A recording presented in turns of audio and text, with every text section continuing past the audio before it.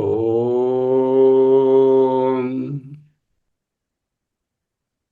ఓం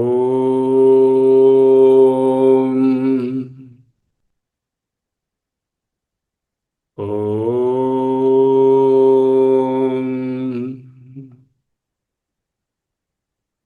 స్థిర సుఖమాసనం. అహమస్మి, అహమస్మి, అహమస్మి. సోహం, సోహం, సోహం. అహమస్మి. మహావాక్యరత్న ప్రభావళి.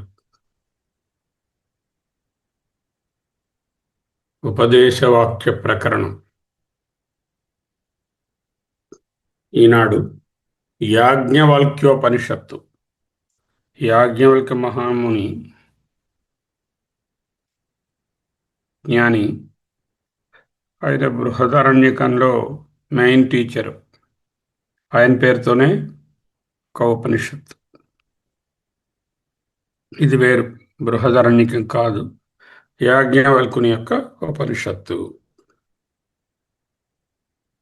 చిదిహాస్తి చిన్మాత్రం ఇదం చిన్మయమేవ చ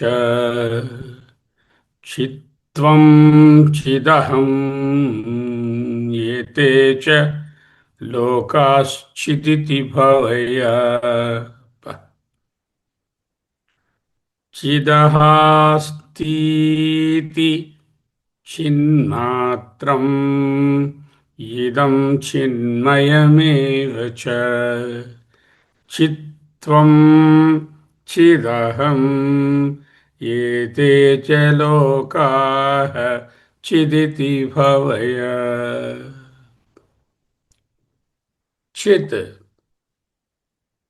చైతన్యం, ఎరుక, విజ్ఞానం, నిర్విశేష జ్ఞానం, అవేర్నెస్ అబ్సల్యూట్. ఆ చిత్, చిత్వం, యు ఆర్ చిత్. చిదహం, ఐ am చిత్. ఏతే చ లోకాః చిత్. హోల్ వరల్డ్ ఇస్ చిత్. చిద్ ఇహ అస్తి ఇతి ఇదం చిన్మాత్రం చిన్మయం ఏవ చ ఇతి భావయ. చిదహాస్తి చిన్మాత్రం ఇదం చిన్మయమేవ చ చిత్వం చిదహమేతే చ లోకాః చిదితి భావయ. అద్వైత వేదాంతరంలో చిన్మాత్ర దృష్టి, సర్వాత్మ చైతన్య నిశ్చయం అత్యున్నతమైనటువంటి బోధ సంక్షిప్తంగా చెప్తున్నారు. ఇక్కడ ఉన్నది చిత్ మాత్రమే. ఈ జగత్తంతా చిన్మయం.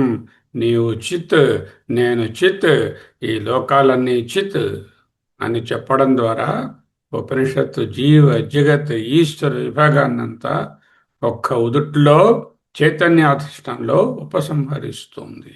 ఇది ప్రపంచంలోని ప్రతి వస్తువు చైతన్యమే అనేటటువంటి సాధారణ భావం కాదు. ప్రతి వస్తువుకు ఉన్న సత్తా, ప్రకాశ్యత, జ్ఞేయత్వం అన్నీ చైతన్యాధీనమే. చైతన్యానికి భిన్నమైన స్వతంత్ర సత్తా ఏదీ లేదు అని అద్వైత నిశ్చయం. చిదహాస్తి, ఇహ అస్థితి కిం, ఇక్కడ ఏమున్నది? చిదహాస్తి, నిజంగా ఉన్నది ఏమిటి? ఇహ అంటే ఇక్కడ, ఇహ అంటే ఈ లోకంలోని కాదు, ఈ అనుభవ ప్రపంచంలో. అస్థి అంటే సత్తుగా ఉన్నది. అస్థి అంటే సత్. చిత్ అంటే అస్థితి చిత్ అంటే చిత్ సత్. ఇక్కడ చిత్తు ఉంది అని చెప్పడం లేదు. నిజంగా ఉన్నది చిత్తే. ఆ ఉన్నదే చిత్. ఉన్నదంటే సత్, చిత్ అంటే ఎరుక. అనుభవంలో అనేక రూపాలు, పేర్లు, వస్తువులు, వాటిలో ప్రతిదానికి ఒక సామాన్య అంశం ఉంటుంది. ఇవన్నిటిని ఉన్నాయి, తెలుస్తున్నాయి. ఆ ఉన్నాయి అంటే సత్, తెలుస్తున్నాయి అంటే చిత్. తెలిసిన ప్రతి వస్తువు చైతన్యంలోనే తెలుస్తుంది. కనిపిస్తున్న ప్రతిదీ సూర్యకాంతిలో ఏ విధముగా ఏదో ఒక విధమైన కాంతిలో కనిపిస్తుందో, అదే విధముగా ప్రతిదీ ఆ చైతన్య వ్యాపనం ఉంటేనే తెలుస్తుంది. ఒక వస్తువు ఉందని చెప్పడానికి దానికి జ్ఞానం అవసరం. ఘటం ఉంది, శరీరం ఉంది, మనసులో ఆలోచన ఉంది అని చెప్పిన ప్రతిసారి కూడా ఆ ఉంది ఉంది ఉంది అనేటటువంటి సత్ ఆ చైతన్యంలోనే ఉంది, చైతన్యంలో ప్రకాశిస్తుంది. చైతన్యానికి పూర్తిగా బయట ఉన్న వస్తువు మనం ఎప్పటికీ నిర్ధారించలేము. కాబట్టి అనుభవాన్ని అత్యంత అమూల్యమైన సత్యాన్ని పట్టుకోమంటుంది.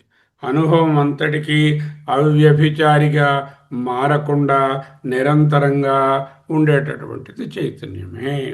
ఇది విషయాలన్నీ మనసులో కల్పితమని చెప్పడం కాదు, మనసుకు కూడా సాక్షి అయినటువంటి చైతన్యాన్ని చూపిస్తోంది. మనసు మారుతుంది, చైతన్యం మారదు.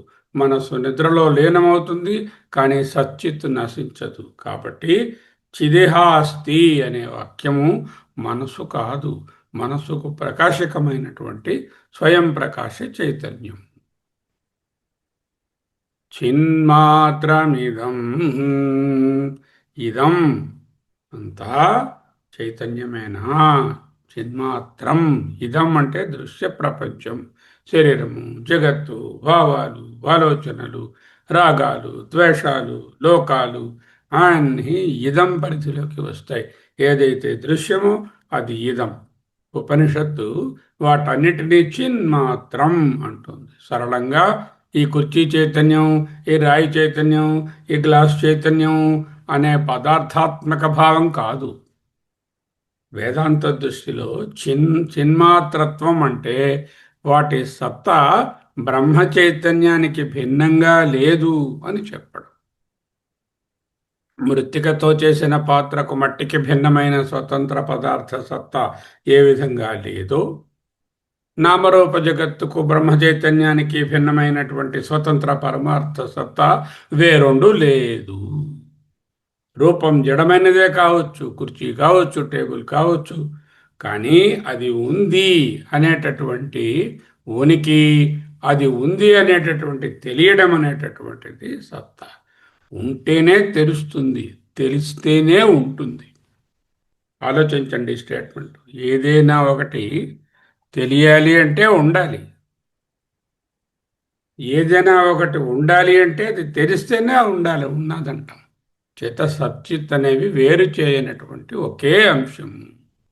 ప్రకాశించడానికి అవసరమైన జ్ఞానం చైతన్యాధీనమే. చిన్మాత్రమిదం అనేది జగత్తును చైతన్య స్వరూపంలోనే ఉపసంహరించాలి.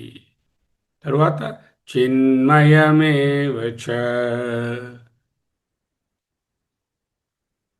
చిదహాస్తి. మొదటి మాట చిన్మాత్రం ఇదం చిన్మయమేవచ. ఇక్కడ మయట్ శబ్దాన్ని వాడారు. మయట్ అనేటటువంటి శబ్దం ఏమిటంటే ఏది బంగారు మయం అనుకుండే ఆభరణము అంటే అది వ్యాపించినటువంటి ఒక అయోటా ఆఫ్ ప్లేస్ కూడా ఉండదు అని అర్థం. అలాగే చిన్మయం అంటే లోతైనటువంటి పదం. చైతన్యంతో నిండింది అని కాదు, చైతన్యం అద్వైతంలో దీని అర్థం ఇంకా లోతైనది. బంగారు ఆభరణం బంగారుమయం అంటే దాని యొక్క సత్తా బంగారమే అన్నట్లు, జగత్తు చిన్మయం అంటే జగత్తు యొక్క సత్యమైన సత్తా చైతన్యమే. చిన్మయం ఏవా అనే అవధారణ వాక్యం కూడా చాలా ముఖ్యమైనది. చిన్మయమేవా చైతన్యమే. చైతన్యానికి భిన్నమైనటువంటి స్వతంత్ర సత్తా ఏదీ ఉండదు. నామరూపాలు కనిపించవచ్చు, కానీ అవి అధిష్టానానికి భిన్నంగా నిలువవు. ఈ దృష్టి జగత్తు నిరాకరింపబడడం కాదు, బ్రహ్మాతిరిక్తమైనటువంటి జగత్తు ఏదీ లేదు అని నిరాకరిస్తుంది. ఇదే కారణంగా ఈ వాక్యాన్ని శూన్యవాదంగా కూడా గ్రహించరాదు. చిత్తు కాకుండా వేరేమీ లేదు, ఉన్నదంతా చైతన్యాశిష్టమే అని తెలుసుకోవాలి. చిత్వం, త్వం అంటే నీవు, చిత్వం యువర్త్వం, యువర్ చిత్ ఉపనిషత్తు జగత్తు నుండి ప్రత్యక్షంగా సాధకుని వైపు తిరుగుతుంది. త్వం చిత్, నీవు ఈ చైతన్యమే. ఈ చైతన్యం నాలో ఉంది కాదు, నీవు చైతన్య స్వరూపమే. నాలో కిడ్నీ ఉంది అలా కాదు, నేను చైతన్య స్వరూపమే. నీవు అనేటటువంటి పదానికి సాధారణంగా శరీరము, పేరు, వయస్సు, వ్యక్తిత్వము, స్మృతులు, మనస్సు అన్నీ జత చేయబడతాయి. కానీ ఇవన్నీ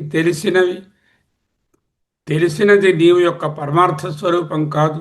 శరీరం తెలుస్తోంది, మనసు తెలుస్తోంది, అహంకారం తెలుస్తోంది, వ్యక్తిత్వం నిర్మించుకున్నాము. అవన్నింటినీ తెలిసే సాక్షి మాత్రమే అవ్యభిచారిగా ఉంటుంది. అందువలన చిత్వం అంటే దేహాద్యుపాధులను విడచి ప్రత్యక్ చైతన్యమే నీ స్వరూపమని నిశ్చయించుకో. చీదాహం అంటే నేను అనే భావానికి శుద్ధి చేస్తుంది. నేను అశుద్ధంగా ఉంటుంది. ఈ నేను అనేటటువంటిది సర్ఫేస్ కడగాలి. ఆ నేనేమిటి? ఇదో ఈ శరీరము, ఈ వ్యక్తిని, అనుభవాలు, ఈ ఈ అహంకారాలు, ఈ మమకారాలు, దాన్ని బాగా కడగ్గా ఆ నేను శుద్ధమయ్యి శుద్ధ నేనుగా మిగులుతుంది. శుద్ధ నేను శుద్ధం చేయక్కర్లే, అది ఎప్పుడూ ఉంది. దాని మీద మురికి ఉంది. నేను అనేటటువంటి ఈ మురికి పట్టిన నేను, ఆ మురికిని కడగడమే చిదాహం. చిదాహం, చిదోస్మి, చిదోస్మి, చిత్వం, చిత్వం, చిత్వం, చిదహం, చిదహం, చిన్మయం, చిన్మయం, చిదస్తి, చిదస్తి, చిన్మాత్రమేవ, చిన్మాత్రమేవ, చిదోహం, చిత్వం, చిదోహం, చిత్వం. నేను చైతన్యమే, అహం బ్రహ్మాస్మి లాంటి వాక్యం అది. చిదహం అంటే అహం బ్రహ్మాస్మి అంటే ఏమర్థము? చిదహం అస్మి అన్నా అదే అర్థము. బ్రహ్మ అంటే చిత్తే కదా. అహం అనేది అహంకారాన్ని సూచించదు. నేను చేస్తున్నాను, నేను అనుభవిస్తున్నాను, నేను బాధపడుతున్నాను అని ఉండే మురికితో కూడినటువంటి అహంకార వ్యక్తి కాదు. అహంకార వృత్తిని తెలిసేటటువంటి సాక్షి చైతన్యం. వేదాంత సాధనలో అహం పదాన్ని శుద్ధి చేయడం అత్యంత ముఖ్యమైనది. మొదటగా ఏమంటాం? అహం దేహ, పెద్ద మలినాది, కడగడం చాలా కష్టం. తరువాత విచారణలో అలా పోగా అహం సాక్షి వరకు అహం చిత్, స్వయం ప్రకాశ చైతన్యము. ఈ మార్పు కొత్త వ్యక్తిత్వాన్ని నిర్మించడం కాదు, పాడుపడిపోయినటువంటి దుమ్ము పట్టిపోయినటువంటి వ్యక్తిత్వాన్ని కడిగి ఉన్నటువంటి వ్యక్తిత్వాన్ని, స్వరూప చైతన్యాన్ని వివేచించడం. ఏతేచ లోకాహ చిత్, లోకాలన్నీ చిత్తే. లోకాలంటే ఏమిటి? 14 ఉన్నాయండి, 39 ఉన్నాయండి, ఓదాని తోడు పేర్చినట్టు ఉన్నాయండి, దొంతుల్లాగా, పేకమేడల్లాగా అని కాదు. లోకాలంటే అనుభవాలే. లోకం అంటే భౌతిక ప్రపంచం కాదు, అనుభవించబడే అన్ని స్థాయిలు, స్థూల శరీరము, స్థూల అనుభవములు, సూక్ష్మ లోకాలు, జాగ్రత్త స్వప్న ప్రపంచ అనుభవాలు అన్నీ కూడా లోకాశ్చిత్. వేదాంతంలో లోకం అనే దానికి ఒకటే అర్థము. లోకమనగా అనుభవమవుతున్నది అని అర్థం. ఉపనిషత్తు వాటన్నిటినీ చిత్తని చెప్పడం ద్వారా అవి చైతన్యానికి భిన్నమైనటువంటి స్వతంత్ర సత్తలు కావు. ఏతే లోకాహ చిత్. జాగ్రత్తలో ఒక ప్రపంచం ఉంది, స్వప్నంలో మన స్వప్న ప్రపంచము. రెండిటికి సాధారణమైనది ఏమిటి? వాటిని తెలిసే చైతన్యము.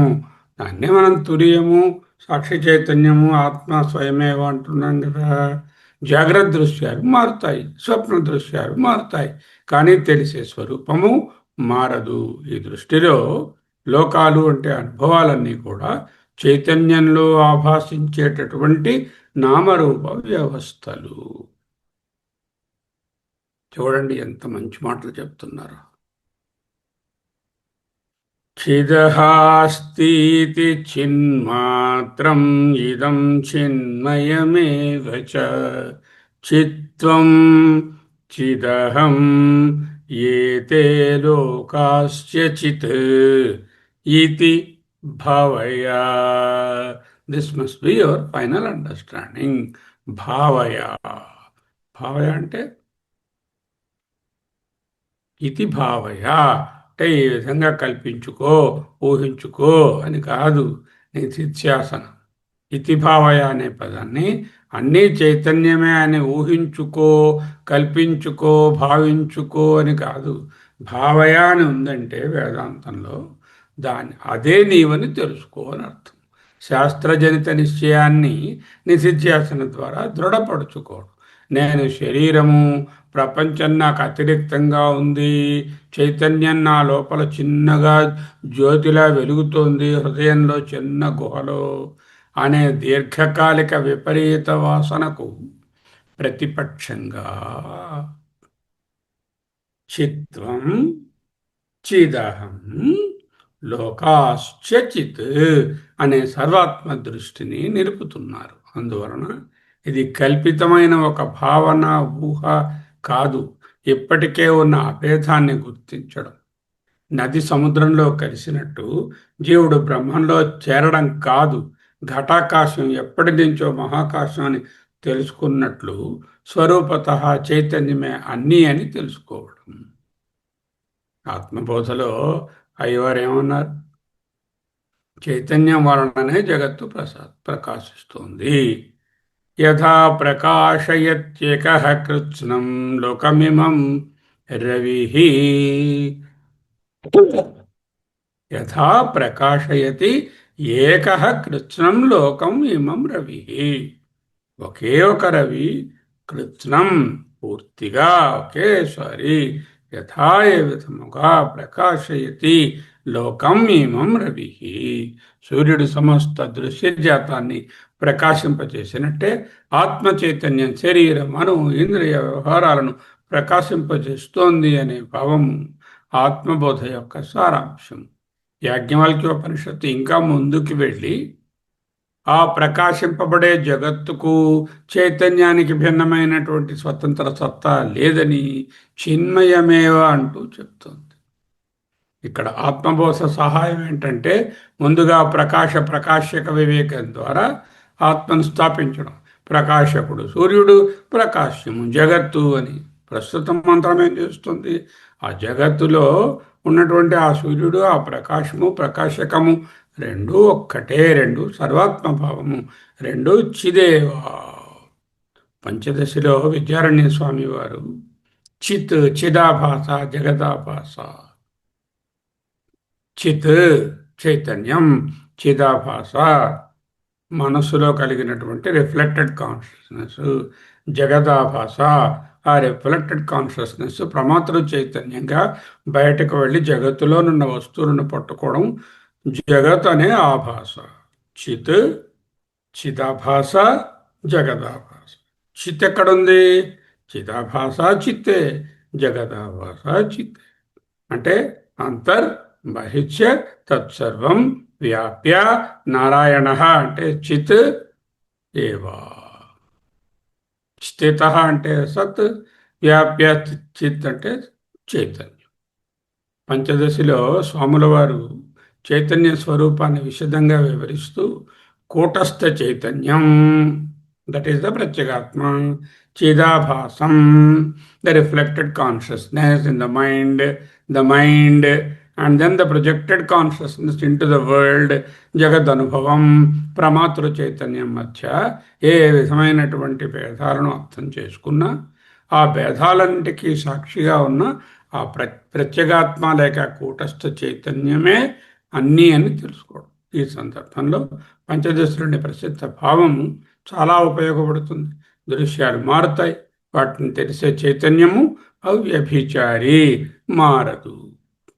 పంచదశ దృష్టిలో చిత్వం అంటే కూటస్థ చైతన్యమే నీ స్వరూపంని గ్రహించడం. త్వం చిత్, చిత్వం విడదీస్తే త్వం చిత్, త్వం చిదేవ, అహం చిత్, చిదహం, త్వం చిత్, త్వం అహం చిత్, చిత్వం చిదహం. అంటే చిదాభాస సహిత అహంకారం అని కాదు. చిదాభాస్ ఉందండి, వేరే అహంకారంగా ఒకడు ఉన్నాడండి. ఈ రెండు చిత్తు అహము. చిత్ అనేది సాక్షి చైతన్యం, అహం అంటే శరీరం, అహంకారంతో కూడింది అని రెండు ఉన్నాయని కాదు. అహం అంటే అదే బ్రహ్మ, బ్రహ్మయే చిత్తు, చిత్తే బ్రహ్మ. ఆధారమైన కూటస్థ అహం పదార్థం తెలుసుకోవడం. లోకాహ చిత్, లోకాశ్చిత్ అంటే జగత్తంతా చైతన్యంలో అభాసమవుతుంది, అధ్యస్తమవుతుంది, ప్రకటమవుతుంది అని గ్రహించడం. ఇది ప్రస్తుత మంత్రంలోని మూడు స్థాయిలను బలపరుస్తుంది. మొదటి ఏంటన్నారు? వ్యక్తి చిత్, జ్ఞాత చిత్, జగద్ అధిష్టానం కూడా చిత్. వ్యక్తి స్వరూపం ఏమిటి? చిత్. తెలుసుకునేవాడెవడు? చిత్. ఆ జగత్తంతా తెలియబడుతోంది కదా, దృశ్యము. దానికి అధిష్టానం ఏమిటి? అది కూడా చిత్. వాక్యవృత్తితో సమన్వయం. త్వం అండ్ తత్ రెండూ చిత్ స్వరూపమే, రెండు లేవు. వాక్యవృత్తిలో మహావాక్య ఉచ్చారణలో జీవుడు ఈశ్వరుడు అనే వాక్యభేదాన్ని తొలగించి లక్ష్యార్థంలో రెండు శుద్ధ చైతన్యమే అని స్థాపిస్తుంది. ఈ భావాన్ని ప్రతిబింబించే ప్రసిద్ధ వాక్య ప్రవాహం వాక్యవృత్తిలో, భగవత్పాదుల వాక్యవృత్తిలో తత్వమస్యాది వాక్యేన స్వాత్మా హి బ్రహ్మ బోధ్యతే. తత్వం అసి మొదలైన వాక్యాలు స్వాత్మయే బ్రహ్మని, స్వాత్మ హి స్వాత్మయే నిశ్చయంగా బ్రహ్మ అని బోధ్యతే, బోధిస్తాయి. తత్వమస్యాది వాక్యేన స్వాత్మా హి బ్రహ్మ బోధ్యతే. యాజ్ఞవల్క్యోపనిషత్తు ఏం చెప్తోంది? ఇంకొంచెం ప్రత్యక్షంగా చిత్వం చిదహం అంటూ, త్వం పదార్థం చిత్, అహం పదార్థం చిత్, పరబ్రహ్మ స్వరూపం కూడా చిత్. కాబట్టి మధ్య కనిపించే భేదము ఉపాధిపరమైనది, సరకు గొనవద్దు అని అర్థం. వివేక చూడమణిలో ఏమన్నారు? దృశ్యమంతా అనాత్మగా విడిచి తరువాత సర్వాత్మభావాన్ని పొందు. వివేక చూడమని మొదట శరీరము నుండి ఆనందమయ కోశం వరకు దృశ్యమంతటిని అనాత్మగా వివేచిస్తూ, తైత్రీయంలో చెప్పుకున్నట్టుగా అన్నమయ, ప్రాణమయ, మనోమయ, విజ్ఞానమయ, ఆనందమయ కోశములను వివేచించి అది ఆత్మ కాదుని నిర్ధారించి సాక్షి చైతన్యాన్ని స్థాపిస్తుంది. తరువాత బ్రహ్మనిష్టలో ఆ సాక్షి పరిమిత వ్యక్తిగత సాక్షి కాదు, అద్వితీయ బ్రహ్మ స్వరూపమేనని ప్రకటిస్తుంది. ఈ దిశను బలపరిచే ప్రసిద్ధమైన భావం బ్రహ్మైవేదం విశ్వమిత్యేవ వాణి. వాణి అంటే శృతి. శృతి ఉపనిషత్తు ఏముంటుంది? బ్రహ్మైవ ఇదం విశ్వం, బ్రహ్మైవేదం విశ్వమిత్యేవ వాణి. అంటే జగత్తుకు బ్రహ్మానికి భిన్నమైన సత్తా లేదు అని ఏవకారంతో అభేద దృష్టిని చెప్తున్నారు. యాజ్ఞవల్క్యోపనిషత్తు కూడా ఇదం చిన్మయమేవా, ఇదే పరిపక్వతను చూపిస్తోంది. మొదట ఇది అనాత్మ అనే వివేకము అవసరం. తరువాత ఇదానికి చిత్తుకు భిన్నమైన సత్తా లేదు, ఆ అనాత్మకు చిత్ కంటే వేరే ఉనికి లేదు, చేత అనాత్మ కూడా ఆత్మయే, అనాత్మ అనే క్లాసిఫికేషన్ అక్కర్లేదు అంటూ ముందు చూశాం ముండకోపనిషత్తులో. బ్రహ్మైవేదమృతం పురస్తాత్ బ్రహ్మ పశ్చాత్ బ్రహ్మ దక్షిణతః చ ఉత్తరేణ అధశ్చ ఊర్ధ్వం చ ప్రస్తుతం బ్రహ్మైవేదం విశ్వమిదం వరిష్టం. ముందు బ్రహ్మమే, వెనుక బ్రహ్మమే, అన్ని దిక్కులలో బ్రహ్మమే, విశ్వమంతా బ్రహ్మమే. యాజ్ఞవల్క ఉపనిషత్తు ఏం చెప్తుంది? ఏతే చ లోకాః చిత్. దానికి అచ్చమైనటువంటి చైతన్య భాష్యం ఏమిటి? ఏతే చ లోకాః చిత్, అన్నీ బ్రహ్మమే అన్నది ఇక్కడ అన్నీ చిత్ అధిష్ఠితముగానే వ్యక్తమవుతుంది. సత్యం జ్ఞానం అనంతం బ్రహ్మ. బ్రహ్మాన్ని జ్ఞాన స్వరూపంగా నిర్వచిస్తోంది తైత్రి. జ్ఞానం అంటే తెలిసిన సమాచారము, సవిశేష జ్ఞానం కాదు, స్వయం ప్రకాశ చైతన్యం. యజ్ఞవల్క్యోపనిషత్తు చిన్మాత్రం చిన్మయం చిత్వం చిదహం ఏతే లోకా చిత్ అని అదే జ్ఞాన స్వరూపాన్ని పునఃపునంగా మన చేత అవధారణ చేయిస్తుంది. తైత్రీయంలోని జ్ఞానం బ్రహ్మ, ఇక్కడ నేనే జ్ఞాన స్వరూపము, జగత్తుకు కూడా అదే సత్తా అనే సర్వాత్మ దృష్టిని విస్తరపరుస్తుంది. బ్రహ్మానుసంధానము అనేటటువంటి భగవత్పాదుల గ్రంథంతో ఇతిభావయ అనే ఆదేశానికి బ్రహ్మానుసంధాన సాంప్రదాయం. ఇతిభావయ అంటే అనుసంధానం చేసుకో, నేను చిత్, నీవు చిత్, జగత్ చిత్ అని వాచికంగా పునరుక్తి చేయడం కాదు, ప్రతి అనుభవంలోనూ దాని చైతన్య అధిష్టానాన్ని విడిచిపెట్టకుండా ఉండడం. దేహం కనిపిస్తోంది, ఆహా ఇది చిత్. మా మనస్సు మారింది, ఆహా ఇది చిత్ యొక్క విక్షేపమే. ఇతరుడు కనిపిస్తాడు, ఆ వ్యక్తిత్వానికి సత్తా ప్రకాశమైనది చిత్. జగత్తు ప్రత్యక్షమైనది, దీని సత్తా కూడా చైతన్యాధీనం. ఈ విధంగా విజాతీయమైన నేను, ఇతరుడు, చిత్తు, జడము అనే విభాగాలకు పరమార్థత్వం ఇవ్వకుండా సజాతీయమైన చిదేకరసంగా కొనసాగించుకోవడమే ఇక్కడ భావయ అనేదానికి అర్థం. ఘటాకాశం మహాకాశ ఇవాత్మానం పరాత్మని విలప్యాఖండ భావేన తూష్ణీం భవ సదా మునే అని ఆధ్యాత్మోపనిషత్తులో నేర్చుకున్నది. జీవాత్మ పరమాత్మ భేదాన్ని ఘటాకాశ మహాకాశ దృష్టాంతంతో చెరిపివేస్తోంది. ఆ మంత్రం అఖండ భావనను స్థాపిస్తే ఉపనిషత్తు ప్రస్తుత మంత్రం ఆ అఖండ భావం ఎలా ఉండాలో స్పష్టపరుస్తుంది. చిత్వం చిదహం లోకాహ చిత్. ఆధ్యాత్మిక ఉపనిషత్తు ఘటాకాశం మహాకాశమే అనే భేదాన్ని తొలగిస్తుంది. యాజ్ఞవల్క్య ఉపనిషత్తు నీవు నేను లోకాలు ఆల్ చిత్ అనే అదే అభేదాన్ని చిన్మాత్ర దృష్టిగా వివరిస్తుంది. ఈ మహావాక్యపు సమగ్ర పరమార్థం, ఈ మంత్రం ఒక అద్భుతమైన క్రమంలో సాగుతుంది. ఏమిటా మంత్రం? ఒకసారి చదువుకుందాం. ఇది కంటిన్యూస్గా నిధిధ్యాసన చేయవలసినటువంటి మంత్రము. అన్నీ అలాగే ఉన్నాయి. చిదహాస్తి చిన్మాత్రం ఇదం చిన్మయమేవ చ.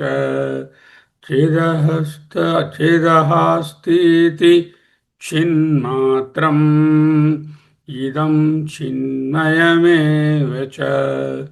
చిత్వం చిదహం ఏతే లోకాః చిత్ ఇతి భావయ.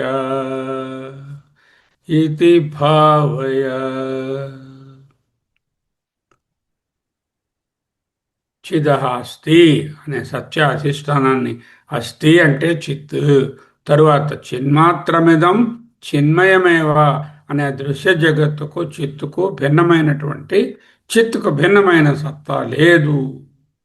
తరువాత చిత్వం సాధకుడి స్వరూపాన్ని శుద్ధి చేస్తుంది.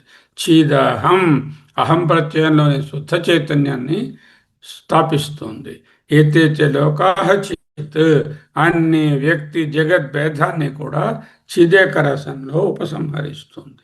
అందువలన ఈ మంత్రం ప్రపంచమంతా చైతన్యం నిండి ఉంది అనే కవితాత్మకమైన ధోరణి కాదు. అంత బ్రహ్మమే నిండి ఉందండి అనే కవితాత్మక ధోరణి కాదు. మరింత కఠినమైన అద్వైత నిశ్చయం. చైతన్యానికి భిన్నమైన స్వతంత్ర సత్తను ఎక్కడా స్థాపించలేవు. ఏది చూసినా అది చిత్తులోనే ప్రకాశిస్తుంది. నీవు చిత్, నేను చిత్. తెలిసే జగత్తుకు సత్త చిత్, తెలిసే ప్రక్రియలకు ఆధారము చిత్. చిత్తుకు వెలుపలగా నిలిచే రెండవ సత్యము లేదు.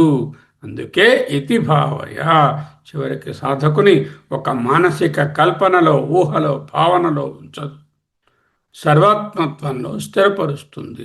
నేను మాత్రమే చైతన్యము, ఇతరులు జడులు, వస్తువులు జడము అనే భావం కాదు. నీవు నేను అనే విభాగానికి ముందే నేను ఈ దృశ్య ప్రపంచము వస్తువులు అనే విభాగానికి ముందే సమస్త ప్రత్యయాలకు ఆధారంగా ఉన్న చైతన్యం ఒక్కటే అని తెలుసుకోవడం, ఇదే చిన్మాత్ర బ్రహ్మనిష్ట. స్వస్తి.